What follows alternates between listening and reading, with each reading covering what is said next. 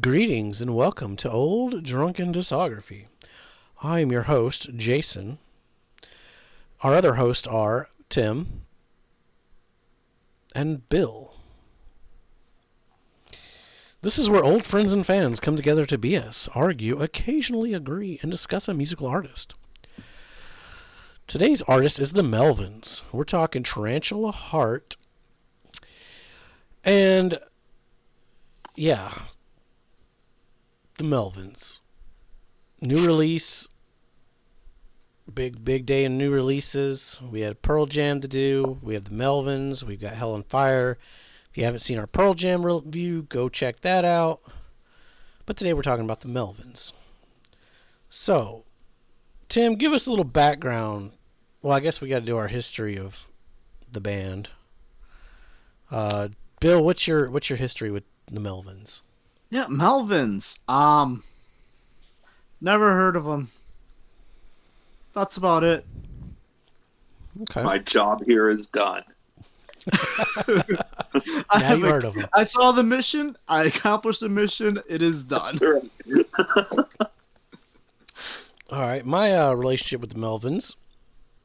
I mean, if you listen to Nirvana, you of course know who the fucking Melvins are. I've tried listening to the Melvins probably once every 10 years. I just grab a random album. I think it was Houdini. I don't remember what it was for the 2000s or the 2010s. I always get to about track 2, and I'm like, this is not for me, and I turn it off. And Tim has been talking about the Melvins for like every episode of this show. He mentions the Melvins at some point, probably. And now they have a new album, so I had to listen to it all the way through. So this was my first Melvins album that I made it through all the way. Yeah, I love the Melvins. Yeah. If you know Nirvana, you've heard of the Melvins. And then when I was in high school, during those Houdini Stoner Witch years, my best friend, it was his favorite band. So, like, immediately I had somebody like, you should check this out. You should check this out. And I was like, okay, that's cool, but this is weird. Whatever. It was a slow sell. But then he took me to see him live, and live they blew me away. And then they signed to Ipecac Records, which, being a Mike Patton fan, I've been with Ipecac since day one, and the Melvins have been a major part of the success of that label. And so I'm here to help support the Melvins, of course, in that wonderful circle of life. And yeah, just in my adult vinyl collecting, like their albums are always a purchase. Like, if you see a Melvins record, buy it. You don't even have to open it. Yeah, I love them. I see them live anytime they come to town, which is like, on average, once or twice a year. Try to go to as many as possible. Try to buy as much as I can. Always try to check it out. And so I saw them last year with Ministry and Corrosion of Conformity. And that's where the impetus of this album actually started. So the Melvins were first, but Roy Mayorga from Ministry would come out and do a song with them. Because the Melvins did have 2 drummers at one point in the 2000s. We'll be talking about one of them on the next album here. And they would jam. And then later on in the show, Dale Crover would get on stage with Ministry. He would jam with them. So, like, you could tell they were all just having a really good time on the tour. And so that led to Roy being invited to the Melvin studio, and let's see what happens. And apparently what happened is they recorded an album. Buzz took home the mix and completely rewrote everything so that the drums didn't make sense. And that's what we have today. Pain Equals Funny is the first track. It's 20 minutes long, so the title is not only hilarious on its own, but it's also informative. And the first half of that song is just great. It's got two little sections. They're both really awesome. Having Steven in the band now for maybe 10 years now. Like their vocal harmonies and stuff have just like gone through the roof here the last couple albums. And it's very present on here as well.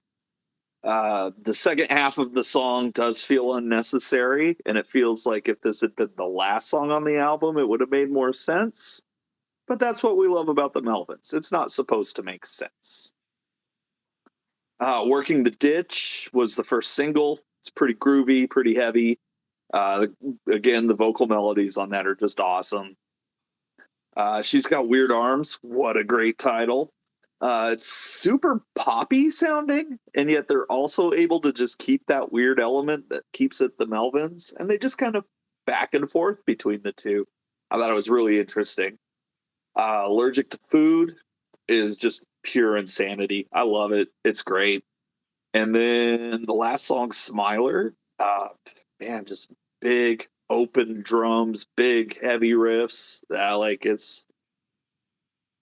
I couldn't pick a top song on here. They're all amazing in their own special way. I think it's a pretty good album. It's only 5 songs, but it's one of them's 20 minutes. So after that, the rest really fly by. Yeah. So this is the first Melvins record that I had to listen to all the way through. Had to make it. I'm just gonna read my notes because it was an experience. Mm-hmm. Pain equals funny. 19 minutes 8 seconds. Let's go. That's some Sonic Youth levels of length there.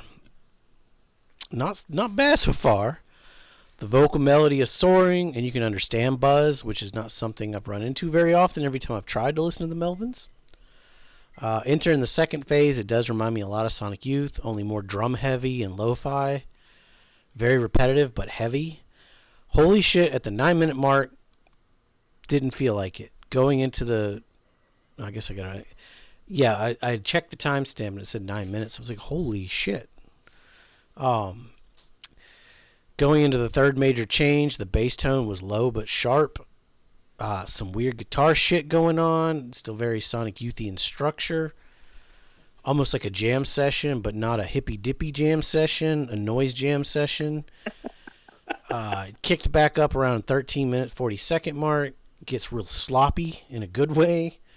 My only complaint was the last 3 or 4 minutes could have not existed, and it would have been okay. It wasn't bad. It was just kind of excessive and repetitive.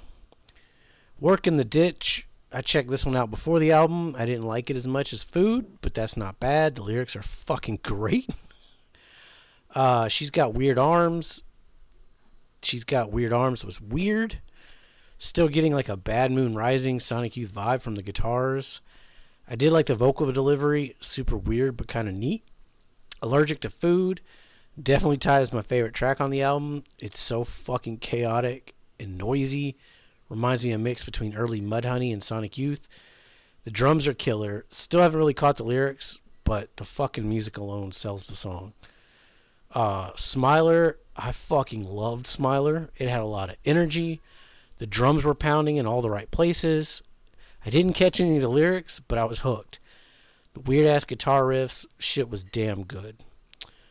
Like I said, this is the first Melvins album I had to listen to all the way through, and I gotta say it was worth it. The other times I tried, I couldn't make it through the second or third track. This one had me. Working the Ditch is probably my least favorite, along with the last couple minutes of Pain, but even those weren't bad by any means. They were good in their own damn right. Shit, I think I threw away the other parts of my notes. So I'll just say, I ended up going on the Bandcamp. Well, I went on Amazon first, and they had a black copy of. I was like, "Oh, I'm gonna get it," but they said it wasn't gonna show up until after we did this recording. So I was like, fuck it, I'll check Bandcamp. Bandcamp had the puke green. They had 7 copies left. I remember Tim saying, "If you see a Melvins record, pick it up." So, well, I'm gonna fucking buy it. I bought it, checked out, and by the time I got to my cart, there was 4 left. So that should be here Wednesday. I fucking like this record. This was a damn good album. Well, when it shows up, check your Discogs. Okay, yeah, I'll log in. Yeah, just watch that price. They just always just are ridiculously priced aftermarket. I don't think I could sell that one though. I like this record. I want to go back It's to it yeah. more and more. It piqued my interest and made me want to do the Melvins discography. So maybe we need to do something. Well, let's get Bill's point of view first before we start talking about diving into that discography. Right. So, I'm going to take you guys on a journey of me listening Much to like this this album. album. I went on a journey too. All right. So, first time listening to this album, I listened to it twice. I'm like, oh. First, I'm like, all right, there's 5 tracks. Second guessing, is this the right album? Worst case scenario, I find out when I get here tonight. Asked Tim. Tim said, yep, it's 5 tracks long. So, obviously, I knew I listened to the right one. So I hit play. I laid down. I accidentally dozed off. I woke back up, heard the music still playing. I'm like, ah, shit, like, how long did I doze off for? Checked my phone clock. Oh, I dozed off for 10 minutes. Oh, shit, I probably missed a song or two. Went to go back. Oh, wait, I'm still halfway through the first song. Okay, good talk. So I kind of just, laid back down again. Dozed off for a little bit. All of a sudden, I woke up like, oh shit, I'm hearing an advertisement. Ah, shit, I gotta go back through and listen to this whole thing again. Went up. After the advertisement, oh, track 2 is about to play. Good talk. Working So- the dits! Well, going back through and listening the second time on this album, Pain Equals Funny. It was okay for me. I mean, I like longer songs. I mean, well, everyone else knows like I mentioned, like Meatloaf. Like I like a lot of his 8-9 minute songs that a lot of people hate, but I like them because if the length makes sense and it works, it works. Right. 19 minutes and 8 seconds. And Tim, you said this was just side A of the Yes, on the vinyl it is side A. is track 1. Which says a lot. It's fucking punk Well, rock you can to me. only fit 20 minutes on a side, so I know. yeah. I don't know. I think it could grow on me. I'm not sure. So then going to side B of the album, the other 4 tracks.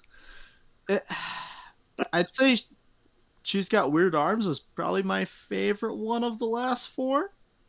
Okay. I'll be honest. Right now, at this time, after 2 listen throughs, I don't know if any of these songs would make it on my regular repertoire. Or ones that I would ordinarily just go back to. I mean, that being said, I'm open to seeing if, hey, maybe there's a different Melvins record that I might like, it might pique my interest. But I know this one in and of itself, if you want to go check out a Pearl Jam video of the 3 releases that we're reviewing, one wasn't exactly my favorite. This was the one that I wasn't exactly a fan of listening through it the couple times I Okay. did. Do I think it's a bad album? No. I just think it's not an album for me, which is weird because listening to the beat, it's like, okay, I should like this album and the sounds. It wasn't doing it for me, which it could just be this week that I'm listening to it. It could be my weekend. It could be a lot of factors, and I'm more than happy to acknowledge that. And be more than willing to give this album another try here. Not this week, but like down the road a little bit, reviewing the Melvins or something like that. Give her a try. See that I'm probably missing, and go back through and review it again. No, I mean, trust me, the Melvins are fucking insanely hard to get into. They're a challenge, but as somebody who has taken the challenge, and I mean, again, I've been working on that challenge for close to 30 years now, but ultimately you hit a point where it is really rewarding, and I've hit that point, so now I'm just like, yeah, bring it on. Like it's all good. Even the stuff that I know they're like intentionally trying to piss their fans off with. Which Like, it has a place. yeah, I mean, I'm like I said, I started watching that Colossus of Destiny documentary, and like the attitude that they have, that Buzz and Dale have, is just, it like it fires on all the things that I love, and it piqued my interest. Especially, I heard this record, and that's when I started watching the documentary, and I'm like, okay, I'm ready to deep dive the Melvins, because this Yeah, no, record, they've definitely done it right the whole time. yeah, And yeah, there's a lot of gold in that mine. having that super long opening track, that it doesn't bother me if it's good, and like 2/3 of the songs was really fucking good. That last part was a little, but there was enough there that. And Allergic to Food was the best thing I had heard. Just that one song was the best thing I had heard all year as a new release. Until today, when I heard Peter Dinklage's Wheezy, and I think it didn't come out this year, but that's the best thing I've heard all fucking year. Right? You, It's go still check got room out. to make the 90s meat grinder. Yeah, it might make my 90s meat grinder. If you're a Melvins fan, go watch that, because I think we talk about some Bullhead. Yeah. I think we got Lysol's the next one you got on the list. Yeah. So, and Houdini and Stoner Witch and Hostile Ambient Takeover. The Melvins might enter the meat grinder. I don't know. Yeah, Stag. Good stuff came out in the 90s. Yeah, the Melvins have been doing it for 40 years. And it's really interesting too. Like, okay, so yeah, here's a band that's literally been doing this for 40 years now. And they're still experimenting. They're still doing the unexpected. The artwork is fucking phenomenal. Like the Melvins, I'll give them that. That's Buzz's wife, Mackie, does all the artwork. She also has done the artwork for the last few Tool albums. Oh. And she designed the Social D, like, drinky skeleton guy. Yeah, I saw that in that documentary. I was like, holy shit, that's iconic. Yep. Yeah, great artwork. She does a lot of the Ipecac releases. Has she done any like Faith No More or Bungle or? I think she did part of the layout on the last Bungle album. Okay. And then there was she did a Tomahawk album. Yeah. Yeah, man. If you like Mr. Bungle, go check out Wheezy. Some good shit. Yeah. But no, yeah. I was pleasantly surprised. I left this rec after, because Smiler fucking was badass too. That's a rad song, yeah. Smiler. I was like, holy shit, god damn it. I liked it. Fuck. Because I was coming in here like, I was like, I'm going to get some heat, because I know Tim's going to have some heat for Pearl Jam. And I was like, fuck. This sounds good. Yeah, another solid release. And, maybe I'm biased, but they've had very few misses here in the last 20 years for me. So, yeah, this is just 5 more songs you can add to the playlist and be A-okay. I mean, I know, And yeah, Allergic to Food is crazy good. Oh, it's so fucking good. I remember where when I first heard it, I was like, because Tim's like, "Oh, new Melvins is coming out." Oh, okay, yeah. Oh, Allergic to Food, so good. Oh, okay. And I listened to it, I was like, "Fuck, this is goddamn good." Shit. It does remind me a lot of Sonic Youth, maybe not musically, but like the ethos of the song structures, the chaoticness, the noise, the insistent like, here's 2 minutes of feedback. Just because, not the verse, chorus, verse structure. I like that. A band should keep you on your toes, Well, like yeah, that. And not to state the obvious or anything, but, Kurt Cobain was learning at the feet of the Melvins and Sonic Youth. Oh, yeah. I mean, and everyone. and they both pretty much literally Buzz Osborne literally introduced Kurt Cobain to punk rock. Oh, yeah. So the ethos is there. Yeah. Bleach was a fucking Melvins ripoff, just more structured, Yeah, But- less spiteful. Yeah. I mean, if you But yeah, ever... no, the Melvins just continue to just slay. They're like, I had once introduced them to somebody who their review of the Melvins is, if only Metallica were this good. Because then they'd be the biggest band in the world. Yeah, it's crazy that nobody, like, they're still putting out records and, you know, like, I don't know, you the documentary, like, the more I watch, the more I love Buzz. He's just, I always thought he was an asshole, but the more I watch it, I guess the older I get, Buzz Osborne and Fat Mike both make more sense. There's a great one. It's probably like 10 years old at this point now. But Buzz and Neil Hamburger do in a call-in like video show, but I guess like the phone doesn't work or something. It's really, because in classic Neil Hamburger style. Yeah, it's a great video. So it's out there on the YouTube, so you should look for it. All right. Anybody else got anything to add about Tarantula Heart? I'm excited for my vinyl to show up. Got mine. I know, new release week, and I didn't get fuck all for vinyl. I got Pearl Jam's Lightning Bolt. I tried to pick up the High on Fire yesterday at Record Store Day, but they were actually out of it. So. And I still got Cinderella's on the shelf behind me. I never put it up from last week. Smart. Never know when you're going to need it. That's right. I think we should, we're going to do the Melvins on this show. We have to do the Melvins.